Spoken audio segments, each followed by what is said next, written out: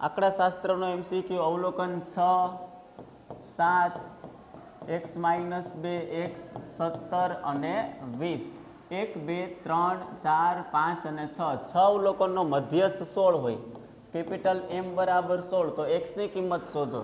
ચડતા ક્રમમાં ગોઠવેલા હોય, બે અવલોકન આ બાજુ મૂકી દીધા, બે અવલોકન પાછળ 17 અને 20, આ બે અવલોકન પાછળ મૂકી દીધા, તો મધ્યસ્થ M બરાબર વચ્ચેના બે અવલોકનનો સરવાળો ભાગાકારમાં 2.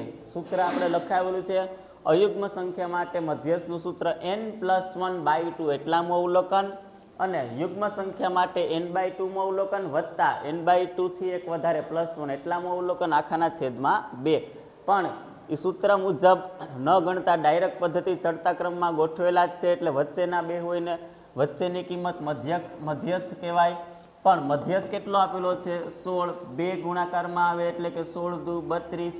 x ને x કેટલા થાય? 2x ને -2 તો આ બાજુ છે, 2x બરાબર -2 આ બાજુ આવે, +2 થાય, 32 ને 2 34, x બરાબર 34 ના છેદમાં 2 એટલે કે 17 દુ 34. x ની કિંમત મળે 17. જોઈ લો આખો દાખલો તમે, ઓપ્શન ડી.